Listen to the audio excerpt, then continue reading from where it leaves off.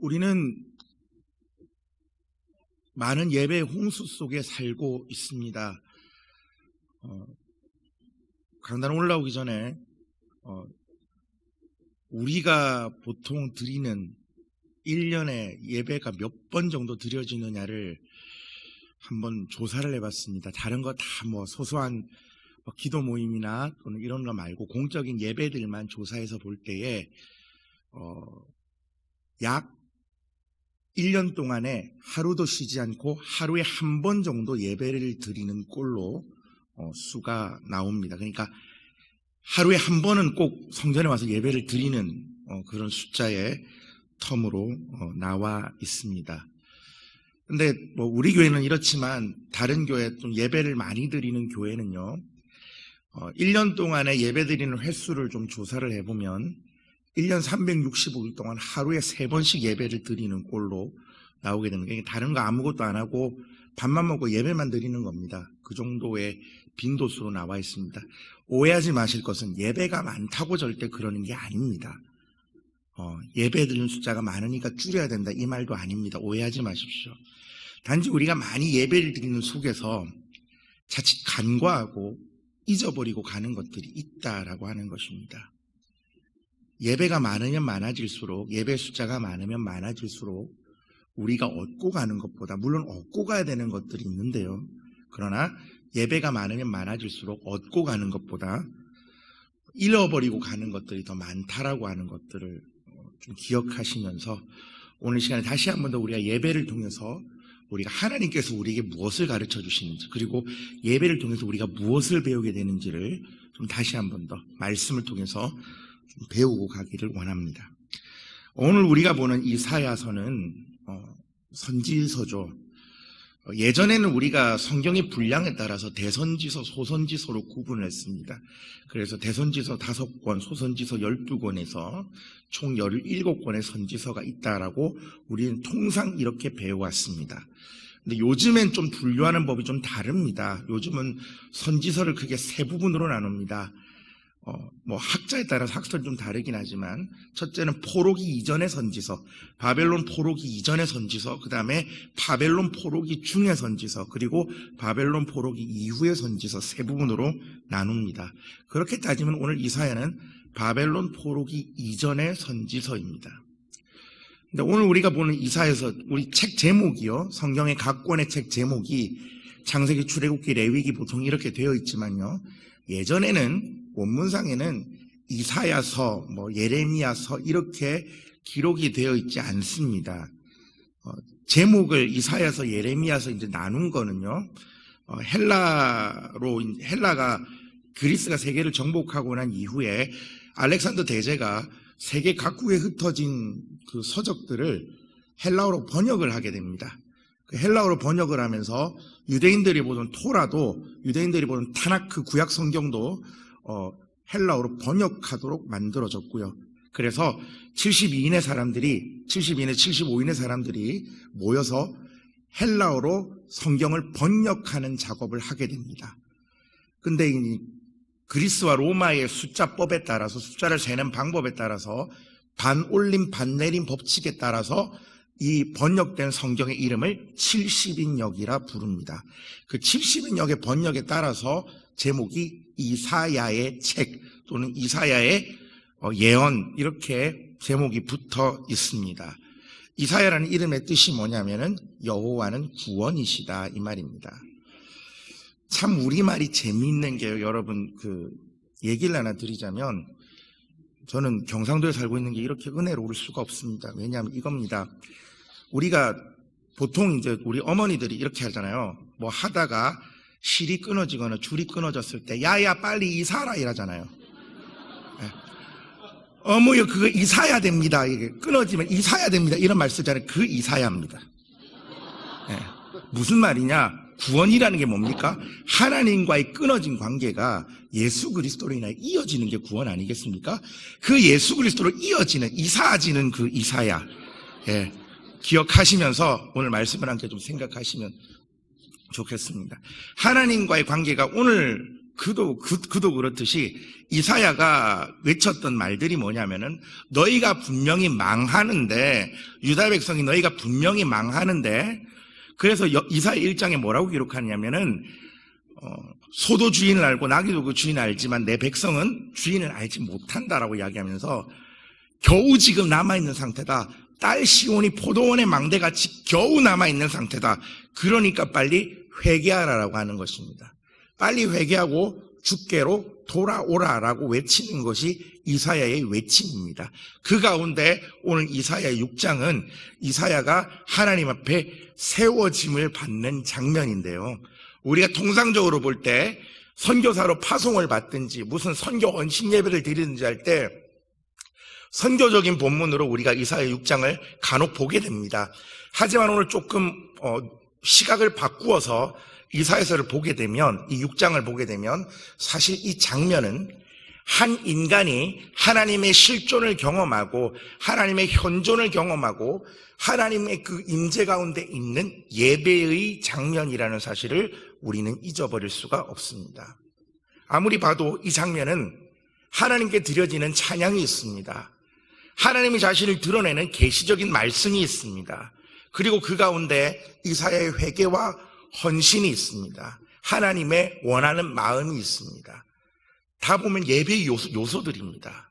그래서 오늘 이 본문을 가지고 예배라는 시각으로 좀 접근하면서 우리가 함께 하나님의 마음을 좀 나누기를 원합니다.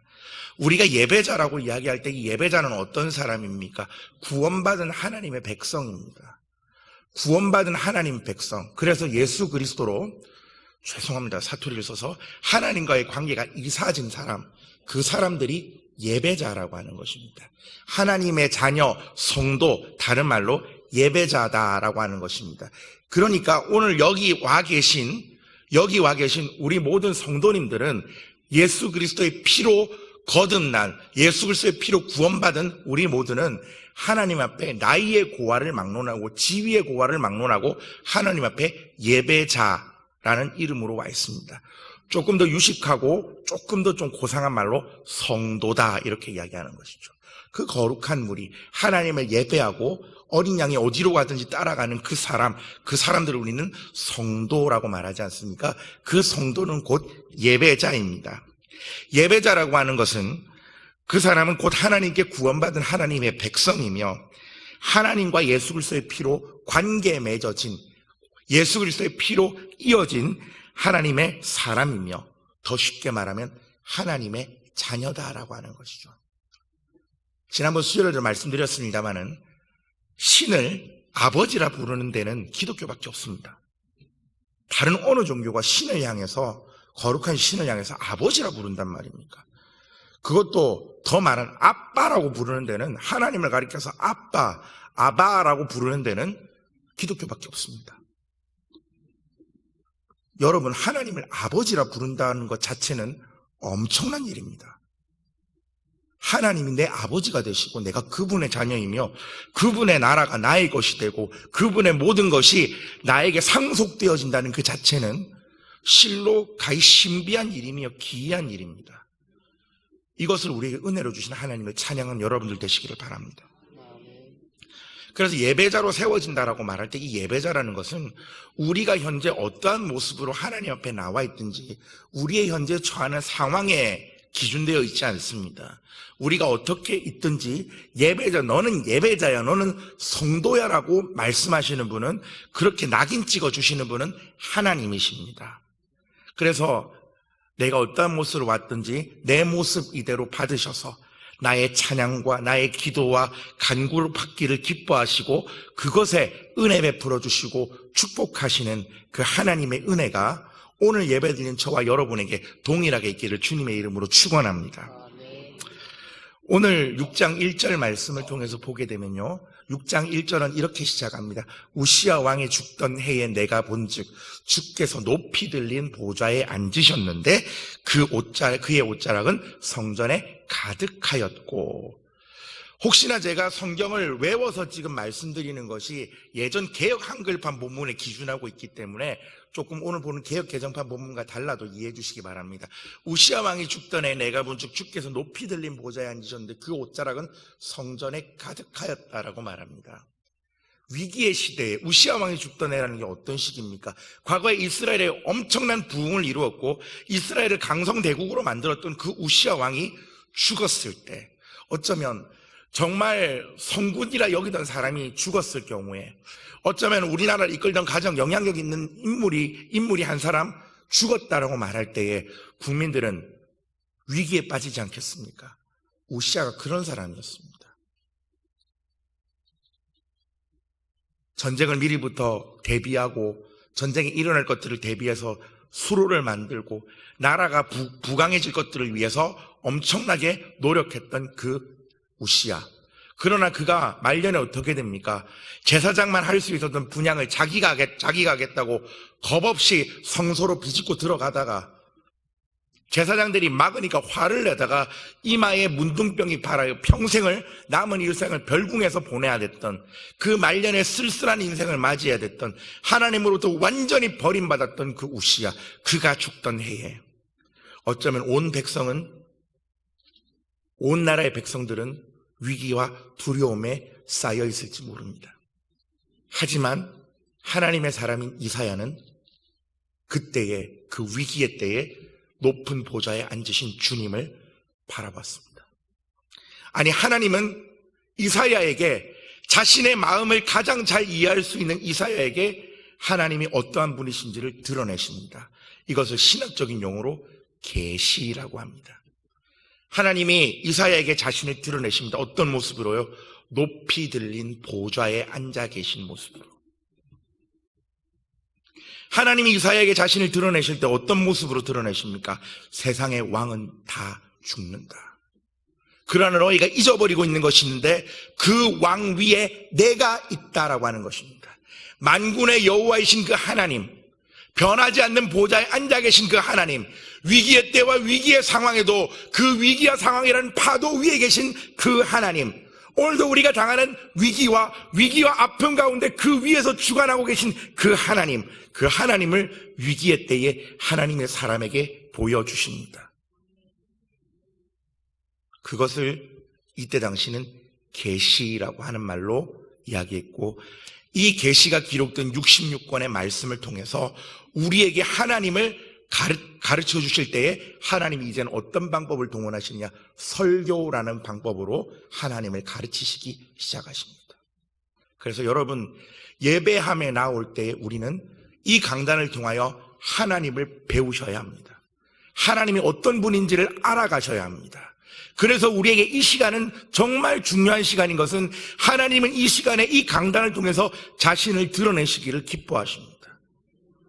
오늘 여러분, 하나님을 배우고 돌아가시기를 바랍니다. 예배하러 나올 때 가장 잊어버리지 말아야 될 것, 내가 하나님을 배워야 한다는 것입니다. 왜냐하면 예배 시간마다 하나님은 자신을 드러내시기 때문입니다. 여러분, 하나님을 배워가십시오. 호세아 6장에 이루어가시기를, 호세아 6장 3절에 그러므로 우리가 여호와를 알자, 힘써 여호와를 알자, 그의 나오심은 새벽빛같이 어김이 없나니, 때와 같이 땅을 적신 늦은 비와 같이, 이른 비와 늦은 비와 같이 우리에게 자신을 나타내시리라. 여호와를 알자. 나는 번제와 제사보다 여호와를 아는 것을 기뻐하노라. 하나님은 자신을 알기를 원하십니다.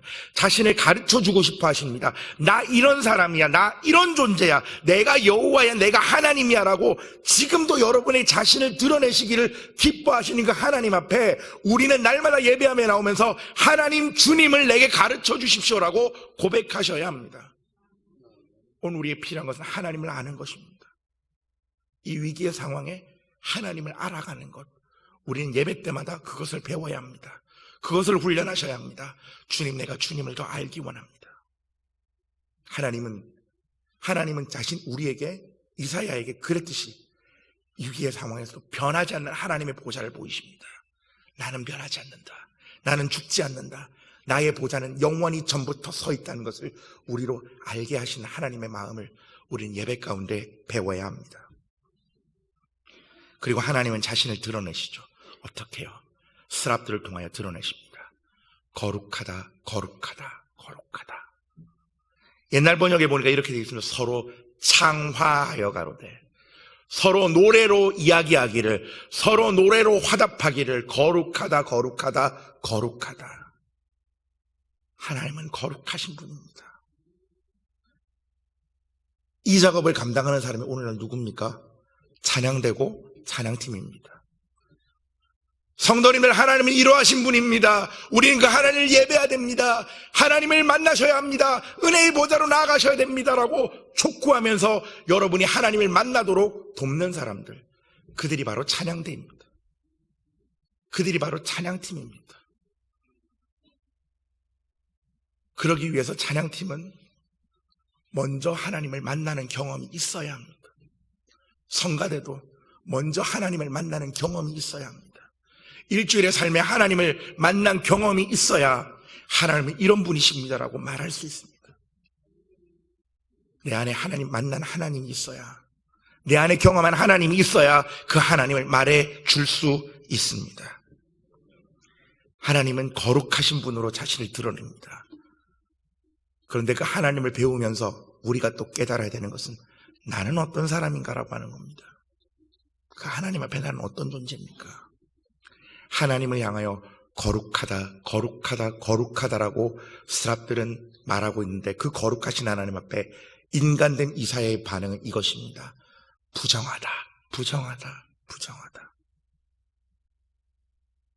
거룩하신 하나님의 임재를 경험하게 될 때 나오는 말은 부정하다, 부정하다, 부정하다. 나는 부정한 자입니다. 이 말은 누가 하는 말이냐면요, 나는 부정하다, 부정하다, 부정하다는 말은 원래 한센병자들이 지나갈 때 하는 이야기입니다. 나는 부정합니다. 나는 부정합니다. 내게 가까이 하지 마십시오. 나는 부정합니다. 하나님의 임재를 경험한 하나님의 사람들이, 하나님의 임재를 경험한 사람들이 하나님 앞에서 고백하는 그 고백은 이것입니다. 나는 부정합니다.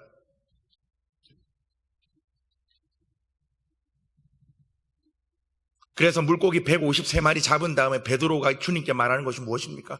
주여, 나는 죄인으로서이다. 나를 떠나소서라고 말하지 않습니까? 하나님의 그 전능하심을 발견하면 하나님의 사람들이 고백하는 고백은 이것입니다. 나는 죄인입니다. 그래서 예배 가운데 필요한 것이 무엇입니까? 찬양과 경배와 하나님께서 주시는 말씀 가운데 여호와야, 나는 죄인입니다. 내가 어찌해야 합니까? 라고 하는 회개의 고백들이 있어져야 되는 것입니다. 여호와야, 나는 어찌해야 합니까? 하나님 말씀 앞에 나는 어찌해야 됩니까? 하나님, 오늘 강단에서 말씀은 이렇게 선포됐는데 이 말씀대로 살아낼 자신이 없습니다. 여호와의 나는 어찌해야 합니까? 여러분, 말씀을 듣고 그 말씀대로 살아낼 자신이 없어서 하나님의 도우심을 구하며 이 자리에 머물러 기도해 보신 적이 언제가 있으신지요?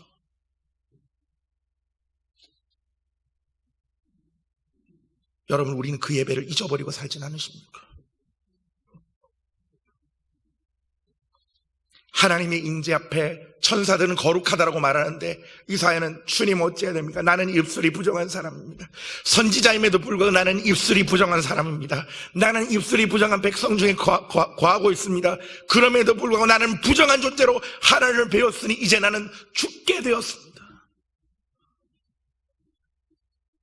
우리가 예배할 때 배우게 되는 것, 첫 번째, 변하지 아니하시는 하나님, 거룩하신 하나님, 그 하나님을 배우게 되고, 두 번째로 그 하나님을 배우게 되면서 우리가 어떤 사람인지를 알아갑니다.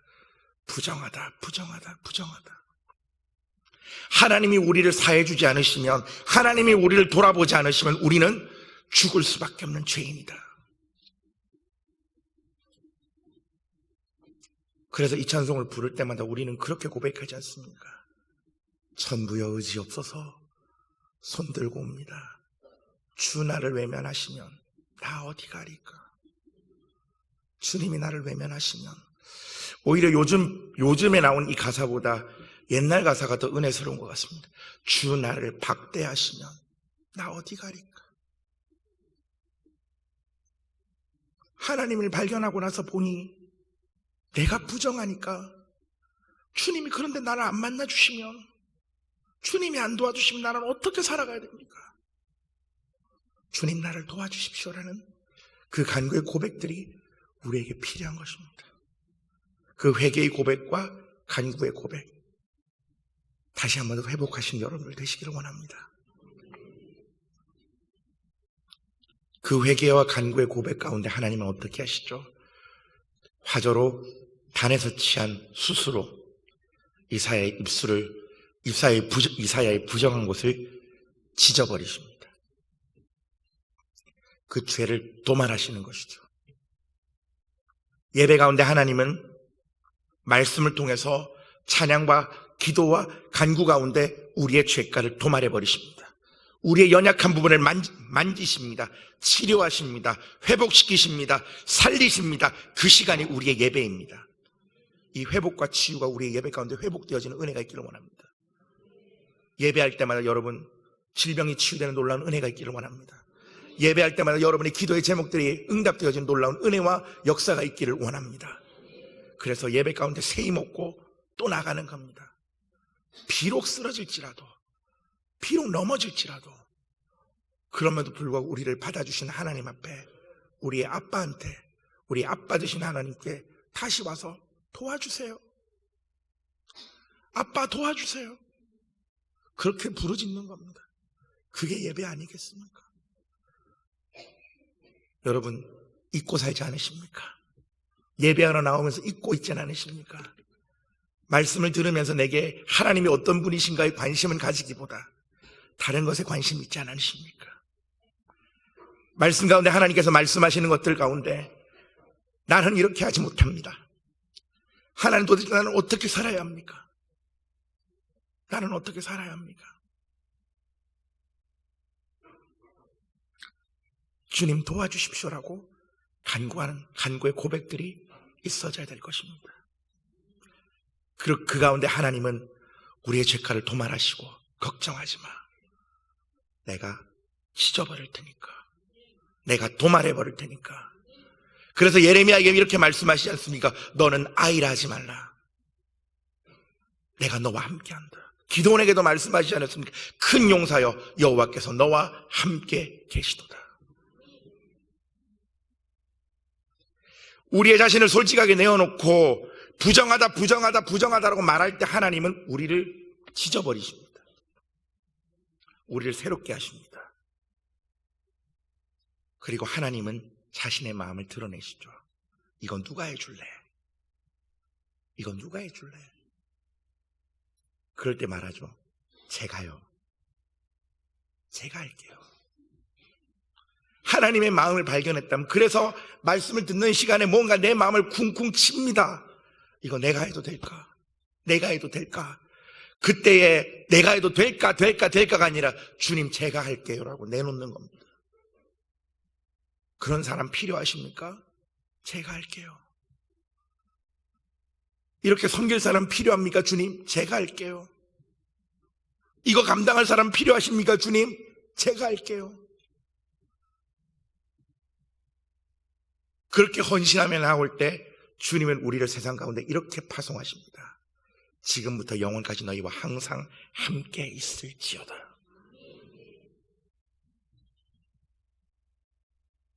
오늘도 말씀을 듣다가 여러분, 주님 내가 이 예배 잃어버리고 살았네요. 하나님을 알아야 되는데 하나님을 알기는커녕 다른 것에 내 마음을 집중하고 있었네요. 내가 이렇게 연약한 존재인데 그 나를 잃어버리고 있었네요. 주님 오늘도 내가 다시 한 번 더 예배 가운데 내가 잃어버리고 있었던 것들 회복할 수 있는 복과 은혜를 주십시오. 그리고 다시 한 번 더 주님 그 예배 제가 드리겠습니다. 그 예배 다시 일으켜 세우겠습니다. 내 안에 그 무너진 제단 제가 일으켜 세우겠습니다. 그래서 이사야의 고백처럼 이렇게 고백할 수 있습니다. 내가 여기 있나이다. 나를 보내소서. 나를 사용하소서. 제가 하겠습니다. 그렇게 예배드릴 사람 찾고 계시다면, 그런 하나님의 사람 찾고 계시다면, 주님 저라도 괜찮다면 제가 하겠습니다.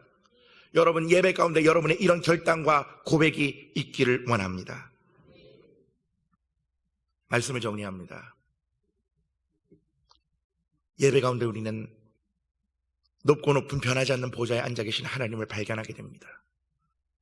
그리고 그 하나님 앞에서 우리 자신이 어떠한 존재인가를 알게 됩니다. 거룩하다, 거룩하다, 거룩하다라고 하나님을 드러낼 때 우리는 부정합니다. 부정합니다. 부정합니다. 그때 하나님은 화저로 그 입술을 찢어버리시면서 부정하다라고 말하지 말라. 너는 내 자녀야. 너는 나의 사랑하는 자야. 너는 내 백성이야. 나를 회복시키신 그 주님 앞에, 그러면 주님 무엇을 시키시든 제가 하겠습니다 라고 하는 그 결단과 헌신의 고백, 그것이 있는 그 예배 때마다 이것을 배우시고 훈련하시고 그 무너진 재단을 다시 일으켜 세우심으로 저와 여러분의 예배가 하나님 앞에서 날마다 새로워지는 은혜가 있기를 주님의 이름으로 축원합니다. 기도하겠습니다.